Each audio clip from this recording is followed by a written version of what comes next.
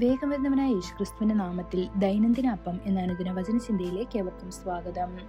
ഇന്ന് വസിക്കുവീൻ എന്ന വിഷയത്തെ ആസ്പദമാക്കി ചില കാര്യങ്ങളെ നമുക്ക് ചിന്തിക്കാം. അതിനാധാരമായ ഒരു വാക്യം വായിക്കാം. യോഹന്നാൻ 15-4 എന്നിൽ വസിക്കുവീൻ, ഞാൻ നിങ്ങളിലും വസിക്കും. മുന്തിരിവള്ളിയിൽ വസിച്ചിട്ടില്ലെങ്കിൽ ശാഖയ്ക്ക് സ്വയം ഫലം കായ്ക്കാൻ കഴിയാത്തതുപോലെ നിങ്ങൾ എന്നിൽ വസിച്ചിട്ടില്ലെങ്കിൽ നിങ്ങൾക്കും കഴിയില്ല. കുറച്ച് വർഷങ്ങൾക്ക് മുൻപ് വെയിൽസ് ദേശത്ത് ആഴമായ അർപ്പണബോധമുള്ള ഒരു വിശ്വാസിയായിരുന്ന ഒരു ഖനിത്തൊഴിലാളി ഉണ്ടായിരുന്നു. ദൈവത്തിന്റെ സാന്നിധ്യം അസാധാരണമായ രീതിയിൽ അദ്ദേഹം അനുഭവിച്ചു. പലപ്പോഴും കർത്താവിനോട് മുഖാമുഖം സംസാരിക്കുന്നത് പോലെ സംസാരിച്ചു. അദ്ദേഹത്തിന്റെ ആത്മീയ ജീവിതത്തിന്റെ രഹസ്യം എന്താണെന്ന് ഒരാൾ അദ്ദേഹത്തോട് ചോദിച്ചപ്പോൾ അദ്ദേഹം പറഞ്ഞതിതാണ്: സാർ, എല്ലാ ദിവസവും രാവിലെ ശാന്തമായ അതിരാവിലെ ഞാൻ കർത്താവിന്റെ കാൽക്കൽ വളരെ നേരം ചെലവഴിക്കുന്നു. അതിനുശേഷം ഞാൻ പറയുന്നു, കർത്താവെ, ഈ ജീവിതത്തിൽ ഞാൻ ഒറ്റയ്ക്ക് നടക്കില്ല, നീ എൻ്റെ പങ്കാളിയാണ്.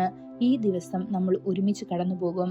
പിന്നെ ആ ദിവസം എനിക്ക് എന്ത് കടമകളോ ജോലികളോ ചെയ്യേണ്ടി വന്നാലും അവയിലെല്ലാം കർത്താവ് എൻ്റെ പങ്കാളിയാണെന്ന് ഞാൻ കരുതുന്നു.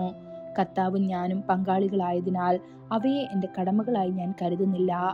ഞാൻ അവയെ ഞങ്ങളുടെ കടമകളായി കണക്കാക്കുന്നു. ഏറ്റവും ചെറിയ കാര്യങ്ങളിൽ പോലും ഞാൻ കർത്താവിൻ്റെ ഉപദേശം തേടുന്നു. ഒരു മനുഷ്യനായ ഞാൻ ദൈവവുമായി പങ്കാളിത്തത്തിൽ നടക്കുന്നു. നിങ്ങൾ കർത്താവിനെ നിങ്ങളുടെ പങ്കാളിയെ സ്വീകരിച്ചിട്ടുണ്ടോ? അവൻ നിങ്ങളുടെ ജാമ്യക്കാരനും മധ്യസ്ഥനും മാത്രമല്ല, ജീവിതത്തിലെ നിങ്ങളുടെ കൂട്ടാളിയുമാണ്.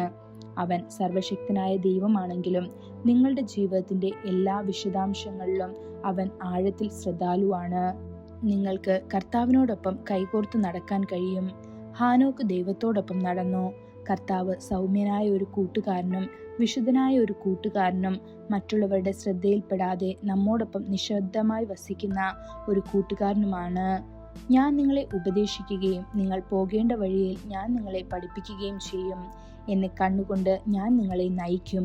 ഇത് സങ്കീർത്തനം 32-8 കാണപ്പെടുന്നു. ദൈവത്തിന്റെ സാന്നിധ്യം നമുക്ക് അനുഭവപ്പെടുമ്പോൾ ചിലപ്പോൾ അവൻ ഒരു സഹോദരനെ പോലെ അടുത്തു വരും. മറ്റു ചിലപ്പോൾ അവൻ ഒരു സുഹൃത്തിനെ പോലെ തുറന്ന് സംസാരിക്കും. സ്നേഹനിധിയായ ഒരു പിതാവിനെ പോലെ അവൻ നമ്മെ മുന്നോട്ട് നയിക്കുന്നു. ദാവീദ് രാജാവിനെ സംബന്ധിച്ചിടത്തോളം കർത്താവ് പച്ചപ്പുൽപ്പുറങ്ങളിലേക്കും നിശ്ചഞ്ചലമായ ജലാശയങ്ങളിലേക്കും നയിച്ച ഒരു ഇടയനെ പോലെയായിരുന്നു. ദാവീദ് പറയുന്നു, പച്ചയായ പുൽപ്പുറങ്ങൾ അവൻ എന്നെ കിടത്തുന്നു, സ്വസ്ഥമായ വെള്ളത്തിനരികിലേക്ക് അവൻ എന്നെ നയിക്കുന്നു. എന്റെ പ്രാണനെ അവൻ തണുപ്പിക്കുന്നു, തിരുനാമ നിമിത്തം എന്നെ നീതിപാതകളിൽ നടത്തുന്നു. ഇത് സങ്കീർത്തനം 23-2-3 കാണപ്പെടുന്നു.